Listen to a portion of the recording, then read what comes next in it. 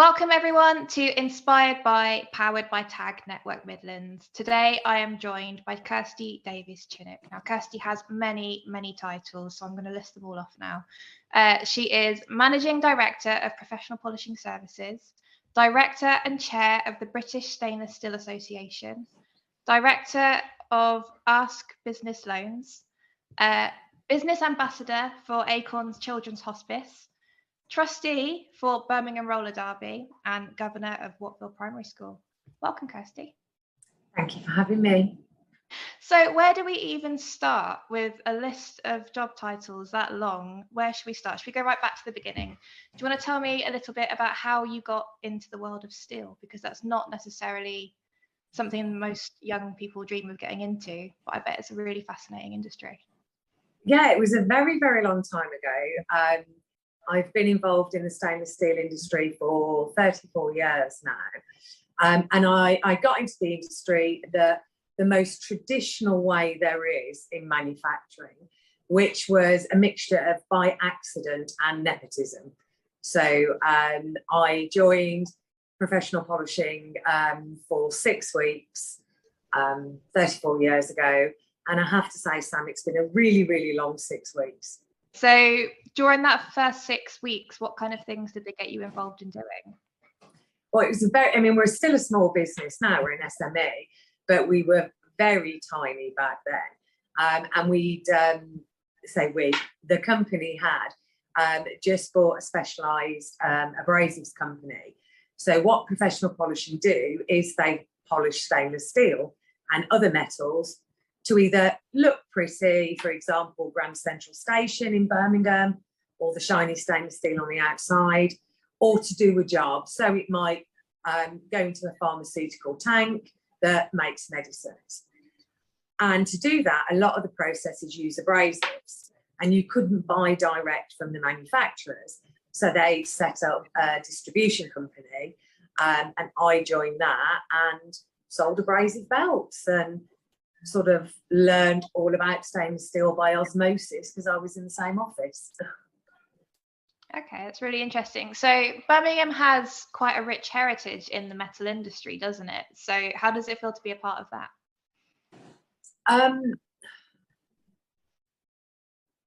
It's something that is sort of in my DNA. Both my parents worked in the metal industry. My father started in the 60s for a company called Fur Fickers.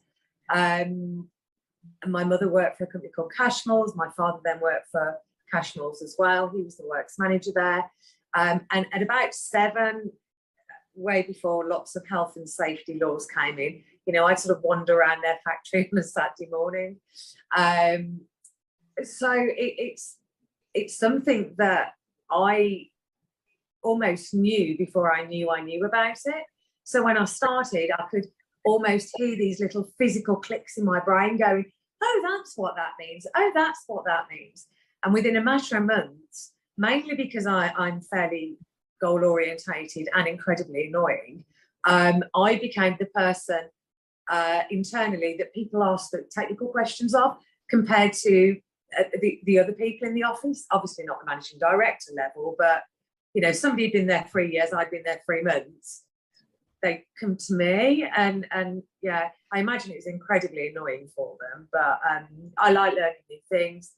I have a memory like an elephant, which is really irritating to everybody else. And it's great to be part of that heritage, but it's not a particularly long heritage. For stainless steel was invented 115 years ago. So whilst the metal industry's gone back an awful long time, if we think back to the great Commonwealth Games shows we saw with all the chain makers depicted in the ceremonies, stainless steel is the new kid on the block. So you mentioned that you have been involved with projects like Grand Central Station in Birmingham and pharmaceutical stuff as well, all kinds of different things. You must have to deal with lots of different stakeholders and have to communicate with lots of different types of businesses. So how do you do that? It was interesting seeing the program you did with Janelle about how she sort of flexes her communication style. And when I was sort of thinking about this interview, I thought, I don't flex. I am who I am, which of course isn't true at all. Of course I flex. I flex a lot less now because I'm at a fairly senior position within the whole industry. So most people know of me. Most people know who I am.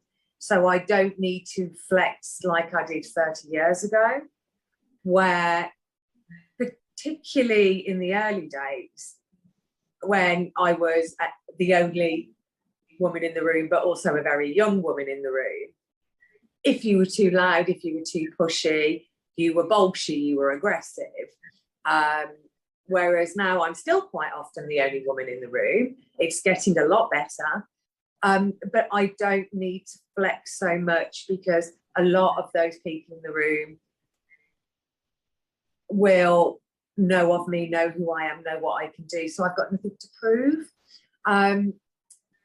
But yeah, it's definitely a case of if I'm talking to someone on the factory floor, I'm going to use different words, different tone of voice than I am if I'm talking to a director of a multi-billion pound worldwide mill.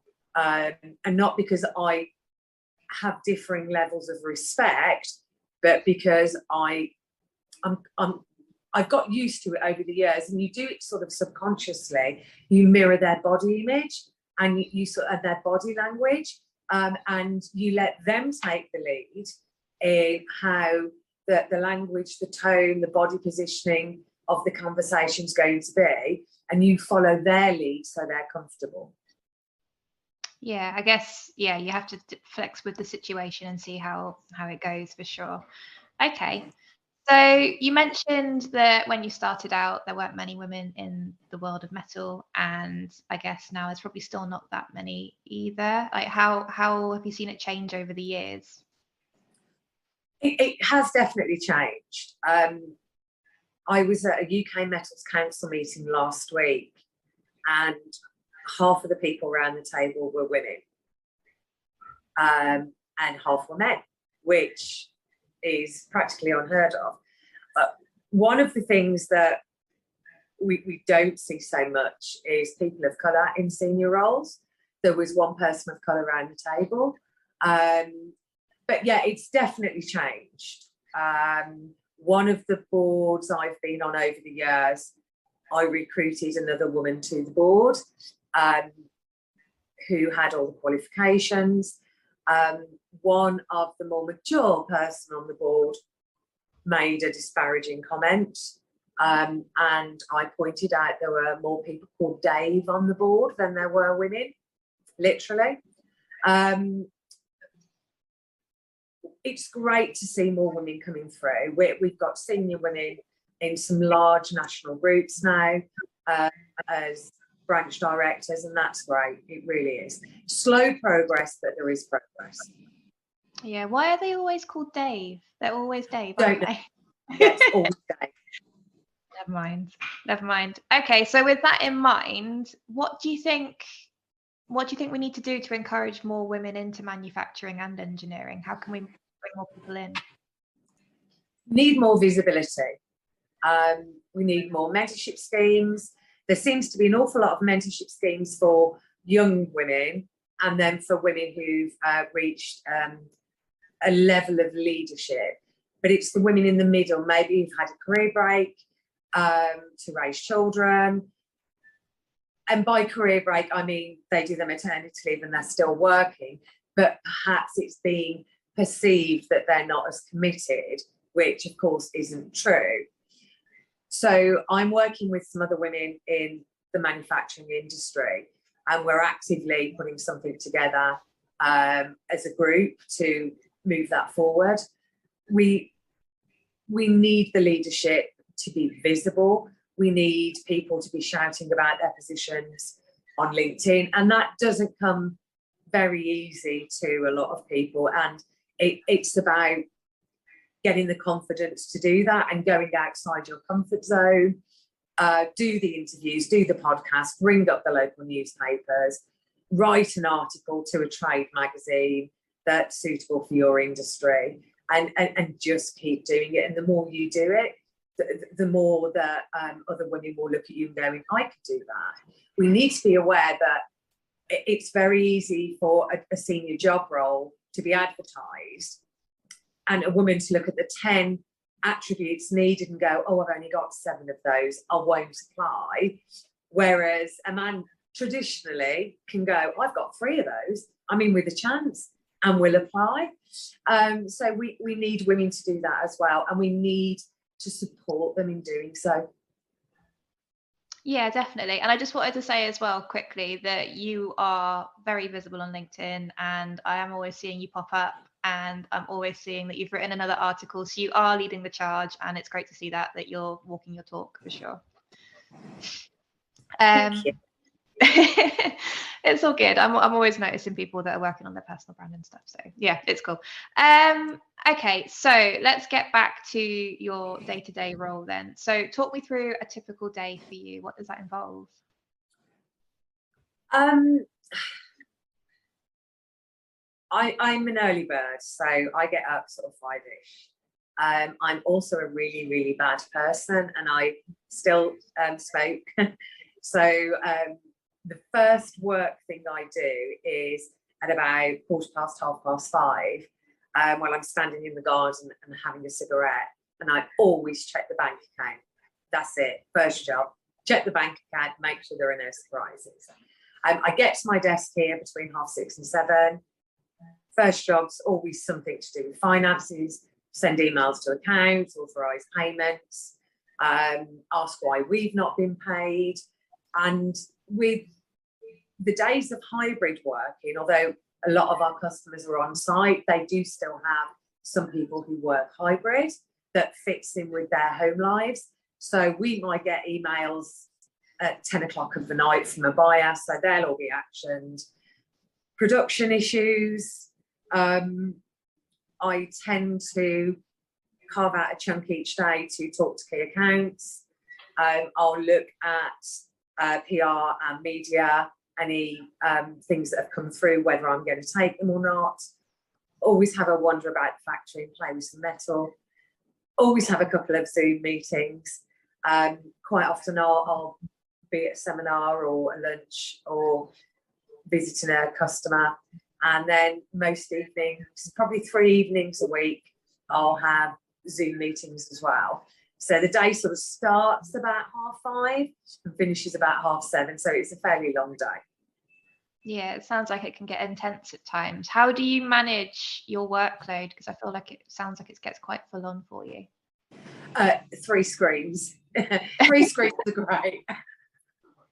Okay, so you've got iPads everywhere. Yeah, you can only do one thing at a time. You know, do it, finish it, move on to the next. And that's what you can do. You can move your priorities about, but it's about recognising, is that really urgent? Or is it just making a lot of noise? And there is a difference. And don't avoid the thing that is urgent that you don't want to do, because it's just going to hang over you like a black cloud. Do it first. I think that's really good advice that everyone can take away for sure. Yeah, just get it done. Love it. Okay, so what's been the project that you have been most proud of being involved in? Gosh, that's really difficult because there are so many.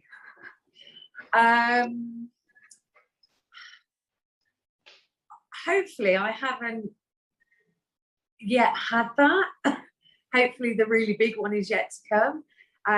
The most recent one is Hotel Latour in Milton Keynes, and that is a stunning hotel, and that was really, really lovely. That opened last year. That was a lot of work, a lot of project managing. But yeah, we do a lot of nuclear work. Our finishes are all over the world.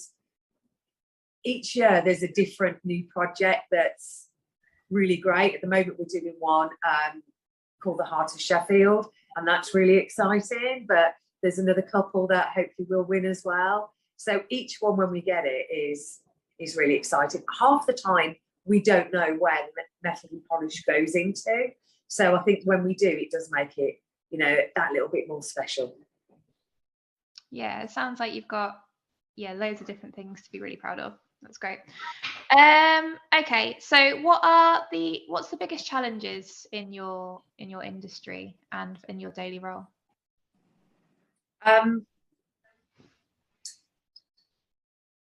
Metal, money, people and machines. So if you change people to manpower, the four M's, like everybody else, costs are rising. You can't always claim that back. People make mistakes. Machines break down. Metal doesn't do what it's meant to. One of the things we look at with challenges is, what can we actually affect? I can't change some of the political decisions over the last few years. I can't change the pandemic. I can't change any red tape in government rulings. I can't change cost of living crisis, the war in Ukraine, energy crisis. Can't change any of that. All I can do is look at how I can mitigate the impact those have on the business and work on what I can change. Can we increase productivity another 2%? Can we increase our revenue by an extra 5%? Can we reduce costs? Can we change from A to B? And can we look at innovation by partnerships? Can we look at collaboration with other companies? All of those tiny little things that are 1% here and 1% there, that's what I can affect a change that's going to benefit the company. Everything else, whilst really big things, I have to put it away as just noise, because worrying about it isn't going to do anything apart from give me an ulcer. I can't change it. Yeah, it's important to sort of focus on your own little ecosystem before you go out into the big wide world, isn't it? For sure. So you are a leader. You lead a team of lots of people. How have you found that? Have you found leadership quite challenging? Is it something you're kind of naturally inclined to do? How's that been? I think there are sort of two routes to becoming a leader. One is somebody who just sort of takes on the role and is normally quite confident and outspoken, and people sort of believe them and expect them to do it and let them lead them. Doesn't necessarily mean that we're actually any good at leading. It just tends to be we're the loudest voice in the room. But there is that sort of take charge attitude. And as long as you're willing to listen and learn, then that can work. It will backfire occasionally. And then there's the route to being a leader where you learn, you study, and you're really pushed out of your comfort zone to do it. I am certainly the former. I would do that at school. I'd be the one who would volunteer for things and have 27 jobs, and that's just naturally. I like being busy. I like having different things to do. Did that make me a good leader? Absolutely no, not at all. It just made me the loudest person in the room.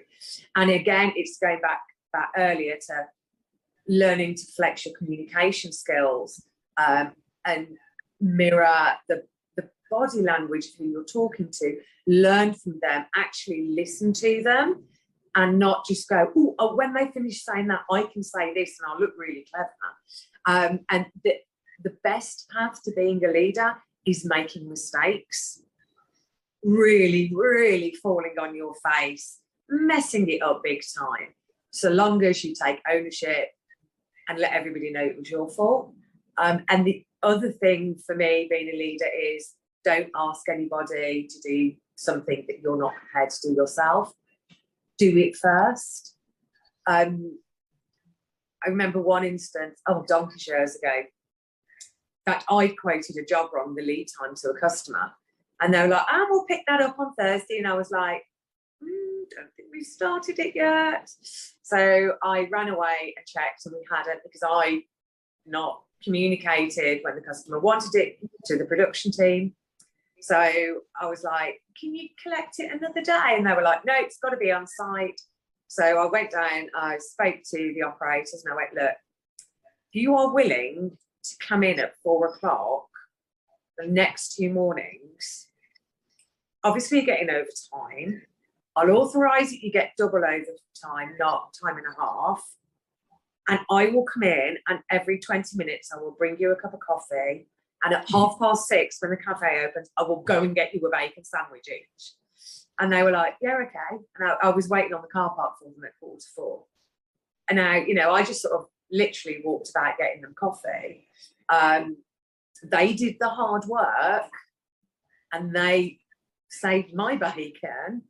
But it was very much appreciated. I found a solution, and I asked if they would help me. Said, "I have made a mistake. We could lose the account. It's going to be my fault.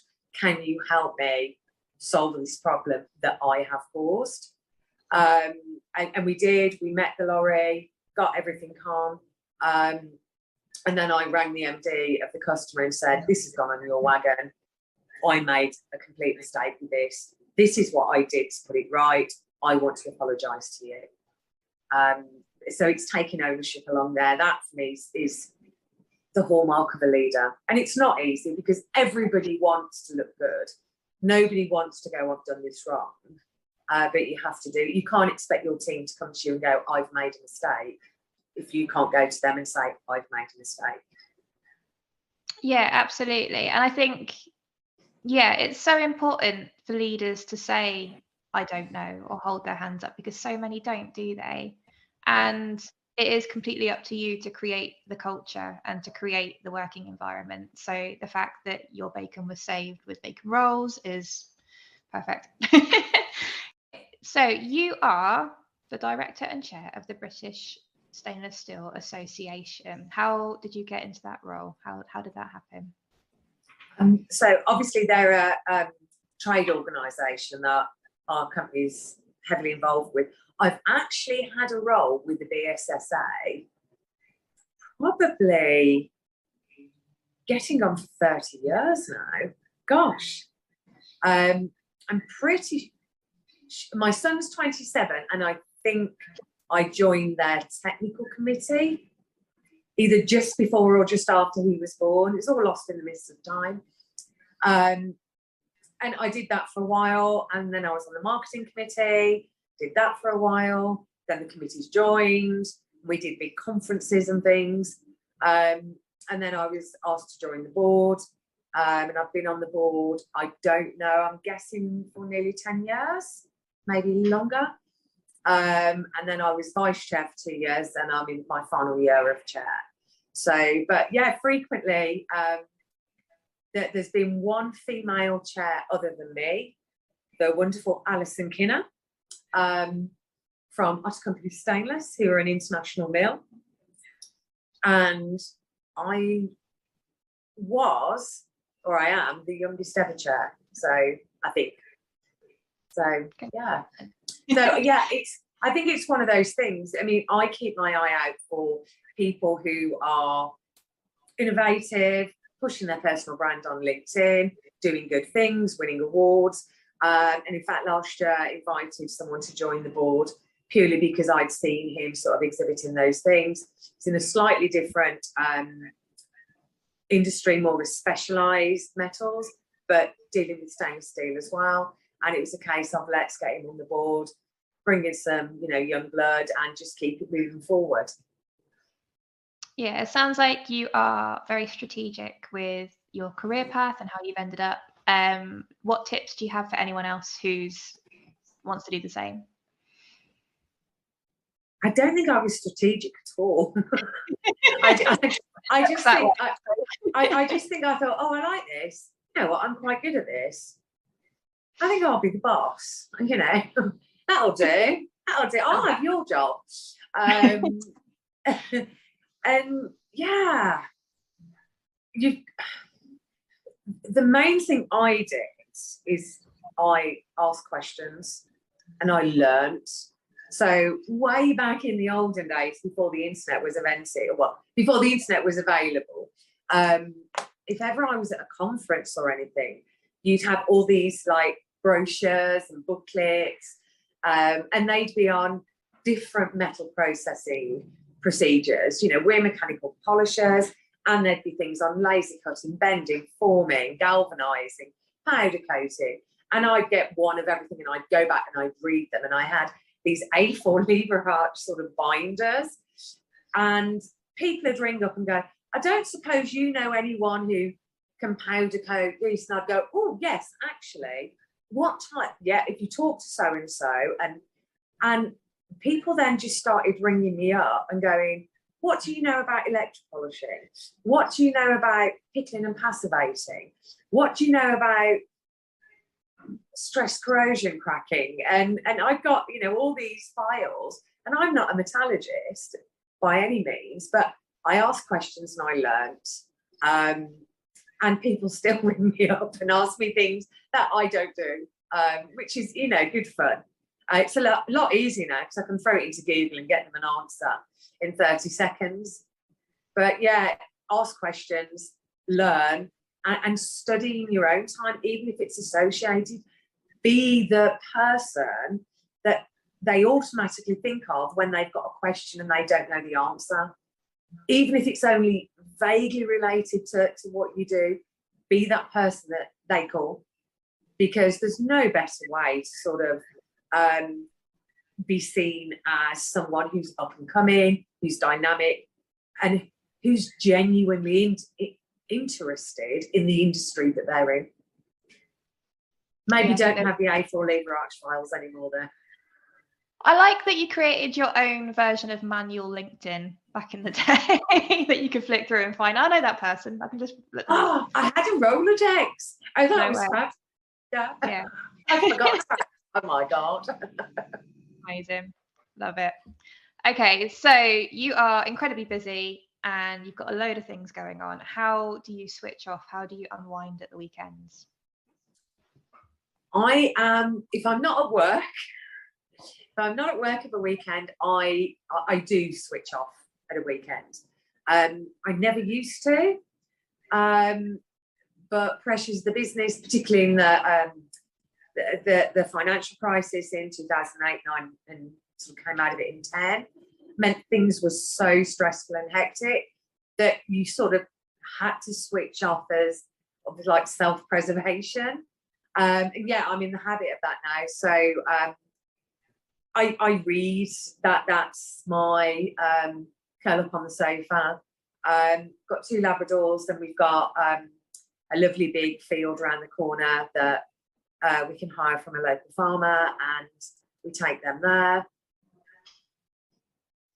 I'm involved with Sports League and try and be involved with them once or twice a month on a Sunday. Yeah, and see family and friends. But for me, curled up on the sofa, 2 snoring Labradors and a good book and a glass of wine, that is a perfect day for me. Sounds very cozy. You mentioned that you have a 27-year-old son now, so you must have been working and have a young family at the same time. I'm personally in that situation at the minute, so any tips you have for having a young family and running your own business, please throw them at me. I need them. Yeah, it depends on your support network. So when I had Sam, I was 23. I'd had a mortgage for 2 years. I was a single mom. I work slightly longer hours than most of the people, because our average in the industry was 8 till 5. And it used to be something like 9 till 5. Well, manufacturing doesn't start at 9. So yeah, I had a really good childminder. I was really lucky. It meant that if he was sick, stayed at the childminder's while he was sick. Luckily, her daughter gave them all chicken pox. So that was just like, yes, she has to have the kids. It was her daughter who like gave everyone chicken pox. Oh, that was me and my friend whose daughter went there. We were just like so happy. It was just wonderful. It was like, yeah, this is amazing. I was really, really lucky.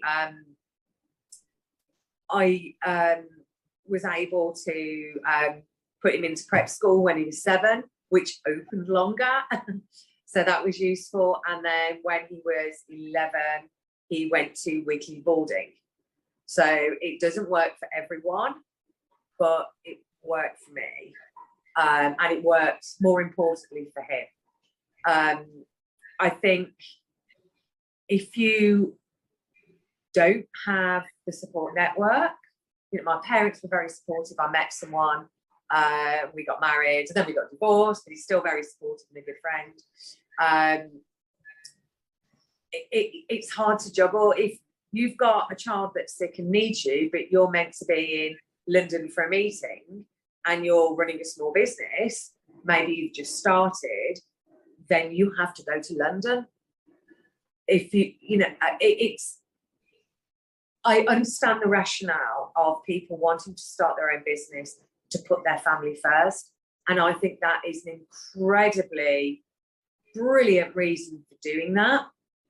But you have to be at a certain level before you can ring that client and go, I'm so sorry, I won't be there today. In your first few years, you have to go to London. And it's, you've got to do that. You've got to put the business first, because otherwise it won't grow and you won't develop that reputation. Now, with hybrid working, quite often you can have a Zoom meeting anyway, rather than physically get on the train or in the car. So there are ways around it. You can apologise, the train's been cancelled, could we have a Zoom meeting instead? If you've got a good support network, then that's going to help you as well. But you need to get their commitment and their investment before you start the business. You need to sit down and go, look, if my child comes down with a fever and needs to stay in bed with Calpol, I need to be in London, I need to be in London. I'm going to need to call on one of you to come and help me. And if you haven't got that investment and commitment from your support network, it won't work. You can't do it all on your own. You can do it all with help.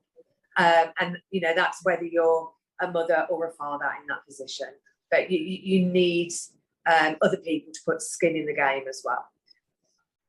Yeah, absolutely. It's all about the support network, isn't it? For sure.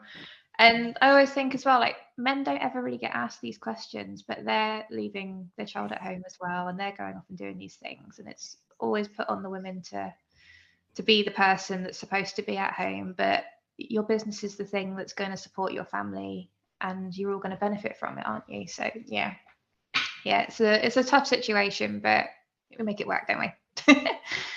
Okay, so you mentioned that you're trustee for Birmingham Roller Derby. Tell me a bit about how you got involved with that.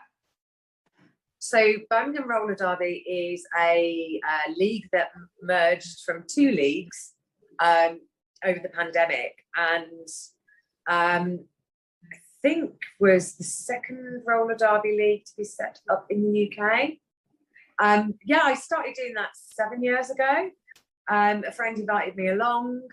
I turned up having probably roller skated for half an hour when I was 7. Incredibly hungover. I'd been at a charity ball till like 2 o'clock in the morning. I didn't even drive there. I was like, there's no way I'm getting behind the wheel. I got a taxi. And then I learned to roller skate, which it's a great team sport. It's a full contact sport. It's incredibly inclusive, which I absolutely adore. It's lovely. I don't skate competitively. I think I did a handful of very low level intra-league games. I enjoyed the learning how to do it. And then I had a couple of breaks, not to do with Birmingham Roller Derby. I had a very clumsy year. And then I had surgery the next year, and then the pandemic came. And I like putting my skates on and tootling around a bit. I like supporting them. I am one of those horribly organised people where somebody mentions it and 10 minutes later there's an email in your inbox going, here's the information you wanted. So, yeah, I enjoy doing it. It sounds like a switch off, definitely, especially letting out a little bit of stress as you're going around. Like, it is a full contact sport, isn't it? It can get quite there's nothing better than hitting somebody at speed on roller skates, as long as you hit them legally. Exactly, it's allowed there, so it's fine. Cool. Okay, I've got 3 questions I'm asking everybody at the end of their interview. The first one is, what is one piece of advice you wish you'd been given at the start of your career? Don't sweat the small stuff, and remember, it's all small stuff, all of it. It's the thing that taught me that, because I am of that generation that was very excited when Facebook was invented like 20 years ago or something. And one of the things that I check on a regular basis is memories. And you'll go back and it'll go 14 years ago, your status was, oh my God, I'm having such a bad day, this is terrible. And I'm like, no idea what that was. So if you're not going to remember it in 6 days, 6 weeks, 6 months, 6 years, it is small stuff. Just deal with what you can, but there's no point lying in bed at 3 o'clock in the morning worrying about it. Totally agree.